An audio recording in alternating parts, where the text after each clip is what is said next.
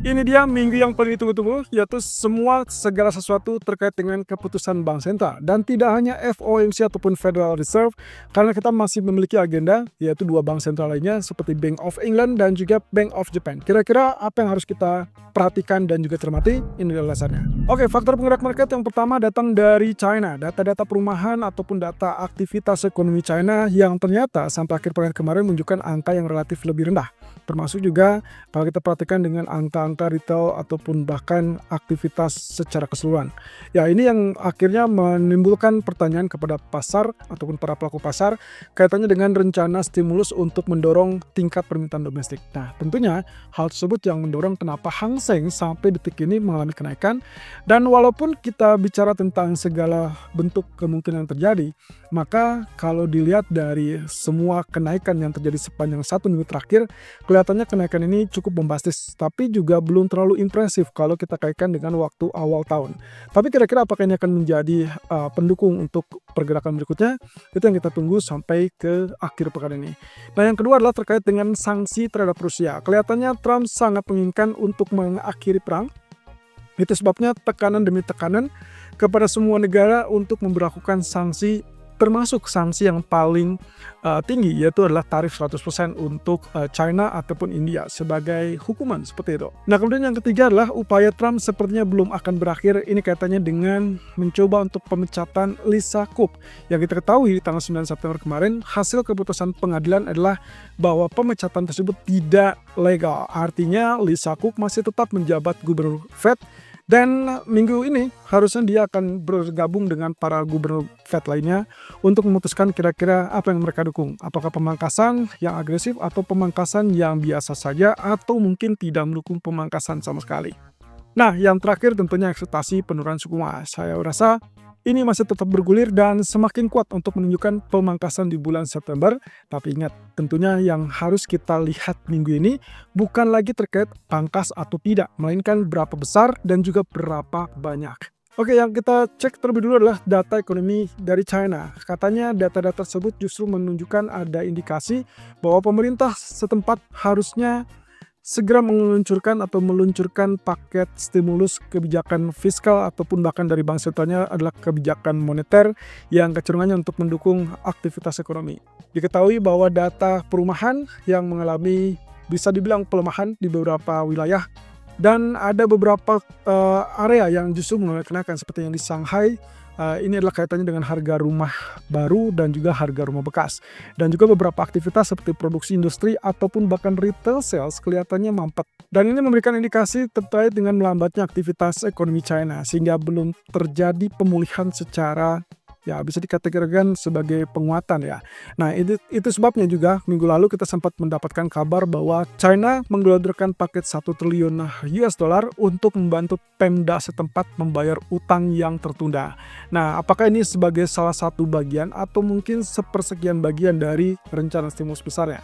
Yang jelas, dari laporan Badan Statistik China mengatakan bahwa para pejabat di China akan berupaya untuk mendorong ataupun menaikkan permintaan domestik. Saya rasa itu yang paling ditunggu dari sejak awal tahun dan lebih tepatnya kita akan melihat keseriusan dari target ini.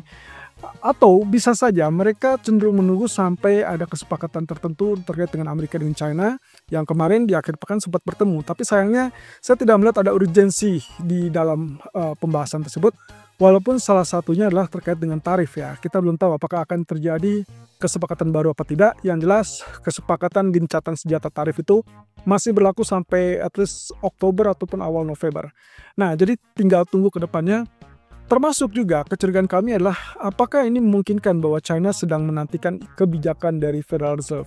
Dan kalau misalkan ya, berarti pelonggaran yang dilakukan oleh Amerika kemungkinan juga akan diikuti oleh pelonggaran oleh PBOC. Kenapa? Karena tujuannya justru tidak akan mau ketertinggalan ekonomi itu terjadi. Jika itu yang terjadi, maka mungkin dalam waktu ke depan kita tidak hanya melihat Wall Street yang mengalami hijau ataupun kenaikan, maka sangat potensial untuk ekuitas China ataupun bahkan Hong Kong untuk mulai kenaikan.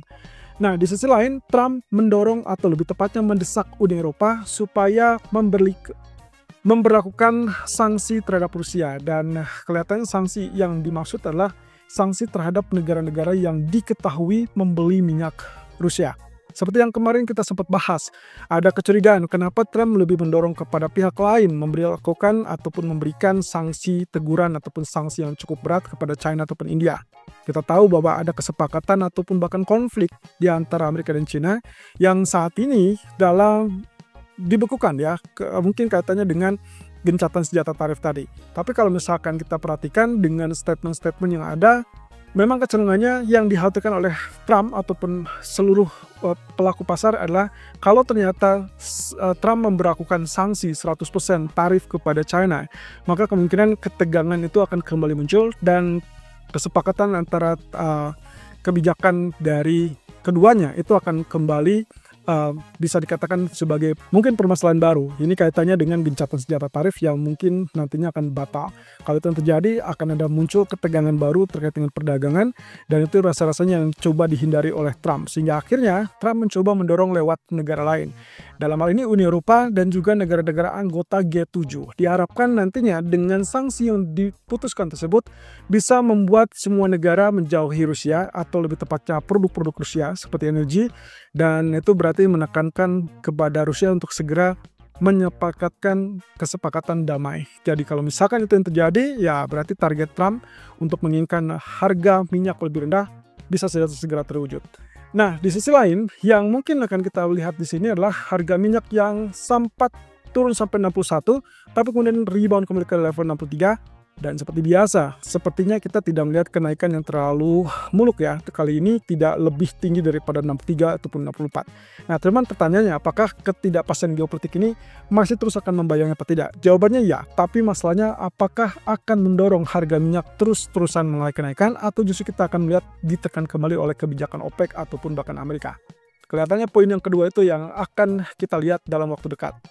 Nah, sisi lain yang juga kita lihat di sini adalah terkait dengan upaya Trump, berbagai upaya yang coba dilakukan untuk mengesahkan pemecatan Lisa Cook. Saya rasa ini balik lagi dengan target Trump yang ingin menempatkan orang-orang pilihannya yang sejalan dengan visinya untuk memangkas suku bunga ataupun menurunkan suku bunga itu ke dalam jajaran Gubernur Fed supaya bisa mempengaruhi suara-suara yang ada di dalam FOMC. Nah, upaya terakhir itu adalah kaitannya dengan status hukum Lisa Cook. Kelihatannya dengan status di tanggal 9 September yang lalu, Trump tidak terima mengajukan banding ke level yang lebih tinggi, ya, atau pengadilan yang lebih tinggi. Kemudian kalau misalkan pun nantinya tidak disetujui juga, dia akan melakukan upaya terakhir yaitu banding kepada Mahkamah Agung. Ya, kita lihat ini berarti posisinya akan dipercepat ya. Karena satu sisi FOMC meeting akan dimulai hari pertama adalah besok di 16 September.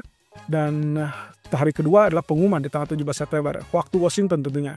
Dan ini berarti menandakan hanya ada 1 atau 2 hari ke depan untuk Trump berupaya mendapatkan legalitas tersebut.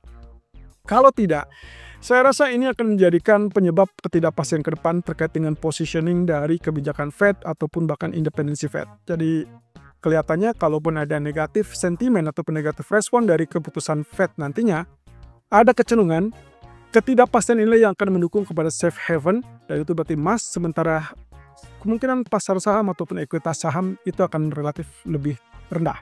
Itu pun dengan catatan kalau misalkan keraguan pasar terkait dengan independensi Fed masih terus mendominasi ke depan. Oke, yang terakhir yang kita lihat di sini adalah proyeksi suku bunga Fed dari beberapa bank. Saya cantumkan di sini ada 4 bank yang menunjukkan optimisme dan sekaligus juga pesimisme. Oke, dari Standard mereka memperkirakan pemangkasan untuk kali ini bulan September adalah 50 basis point, walaupun tidak mencantumkan terkait dengan proyeksi mereka, apakah 2 atau 3 kali atau berapa kali. Dan yang jelas kalau misalkan 50 basis point di bulan September, maka ekspektasinya akan mirip dengan apa yang terjadi di tahun 2024, yaitu September 50, kemudian Oktober dan Desember masing-masing 25 basis point. So, kita kategorikan inilah pernyataan ataupun sikap yang menunjukkan sikap dovish. Nah, yang kedua adalah Deutsche Bank. Deutsche Bank hampir sama dengan prediksi dari Goldman Sachs dan juga termasuk kami Agrodana Futures yang memprediksi ada 3 kali pemangkasan secara beruntun 25 basis point di September, Oktober, dan Desember. Dengan catatan ini pun tidak diketahui apakah di tahun 2026-nya mereka memperkirakan akan terjadi pemangkasan kembali apa tidak. Yang jelas ini pun kita kategorikan dovish. Lalu kemudian yang ketiga adalah Morgan Stanley yang memprediksi 4 kali pemangkasan. Kalau sebelum FOMC ataupun sebelum Jackson Hole Symposium, Morgan Stanley sempat melihat ada 6 pemangkasan di tahun 2026 dan 0 di tahun 2025. Sejak Jackson Hole Symposium, mereka mengubah pandangan mereka dan kali ini melihat ada 4 kali beruntun ya dari September sampai Januari 2026 dan langsung dimasukkan lagi tambahannya adalah 2 kali dan itu kemungkinan di kisaran April dan Juli 2026. Jadi total masih tetap memproyeksikan 6 kali cut rate. Nah, yang terakhir adalah dari Crédit Agricole. Ini memberikan pandangan yang sedikitnya ya cukup lumayan ya, perbedaannya yang cukup mencolok adalah bahwa cut rate tetap akan terjadi tapi 25 basis point, dan selesai itu bagi mereka tidak ada alasan untuk Fed melakukan pemangkasan lebih lanjut sehingga tidak melihat ada siklus pemangkasan, dan ini yang kita sebut sebagai hawkish side ya, atau sisi hawkish, di mana cut rate 25 basis point tapi kemudian tidak ada kelanjutan dari pemangkasan.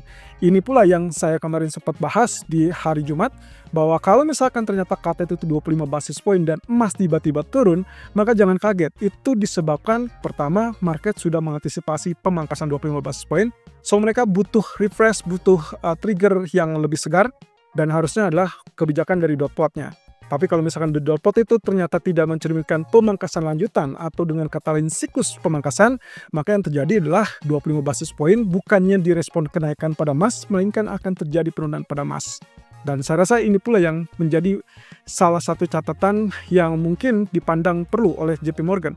Kaitannya dengan pandangan mereka bahwa buy on rumors, sell on news, atau sell on fact saat pengumuman itu akan terjadi pada pasar saham. Jadi ini cukup menarik ya, dan kita patut tunggu, termasuk kita pertimbangkan antara proyeksi dovish ataupun proyeksi hawkish dari beberapa bank besar tersebut. Oke, yang terlihat di sini adalah terkait dengan CME Fed Watch Source. Perkembangan terbaru untuk September meeting itu 96%. Jadi hampir bisa dipastikan already anticipate. Jadi tekanannya adalah jangan memfokuskan kepada 25 basis point-nya atau cut rate-nya, tapi melainkan kepada proyeksi ekonomi dan dot plot-nya, termasuk juga pidato Powell.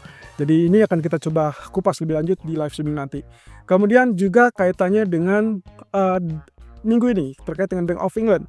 BOE itu akan lanjut di beberapa jam setelah FOMC meeting, dan harapannya adalah mereka akan menahan suku bunga. Cuman poin utamanya di sini adalah apa yang akan dilakukan oleh BOE ke depan. Pertemuan berikutnya apakah mereka tetap membuka jalur penurunan suku bunga atau mereka akan tetap bertahan. Karena yang diketahui sejak hari Jumat kemarin kita dapatkan data GDP Inggris itu relatif lebih rendah. Sehingga ada asumsi bahwa BOE semestinya masih tetap membuka jalur penurunan suku bunga. Tapi kalau misalkan tidak, ya otomatis pound sterling akan lebih kuat daripada US dollar seharusnya. Di sisi lain, BOJ di hari Jumat juga akan sangat menentukan dan sangat dikhawatirkan itu akan berpengaruh ya. Jadi patokannya begini, kalaupun misalkan FOMC-nya ternyata bersikap dovish, akan sia-sia bagi USD Japanese Yen yang tadinya turun bisa kembali naik kalau ternyata BOJ-nya cenderung menutup pintu untuk kenaikan suku bunga. So yang kita perlukan adalah hawkish dari BOJ dan dovish dari sisi FOMC. So kita akan coba lihat apakah perkembangan lebih lanjut akan mendorong USD Japanese Yen sentuh 150 atau lebih, atau justru kita akan dapatkan penurunan di bawah level 144 ke depan. Data ekonomi untuk malam nanti, saya hanya melihat ada data New York Empire State Manufacturer, walaupun ini adalah data tingkat 2, tapi tidak ada salahnya untuk Anda perhatikan dan cermati, karena ini adalah aktivitas manufaktur dari regional. Jadi kalau datanya turun, maka kita punya alasan yang lebih tepat lagi untuk melihat pemangkasan suku bunga dan juga mendorong kepada harga emas mulai kenaikan. Dan kalau sebaliknya yang kita lihat adalah penguatan, maka mungkin akan ada takaran yang lebih cermat mungkin dari Fed untuk mengurangi ekspektasi pemangkasan lebih lanjut. Tapi perhatikan dengan data-data tersebut, saya rasa yang paling penting adalah bahwa alasan bagi Fed kaitannya dengan pergeseran sikap bukan lagi kepada inflasi semata, melainkan kepada pasar tenaga kerja. Di live streaming hari ini kita akan bahas dan juga kupas lebih lanjut terkait dengan apa yang kita bahas di hari Jumat kemarin. Ini kaitannya dengan pergerakan selanjutnya dari sentimen market menjelang FOMC meeting.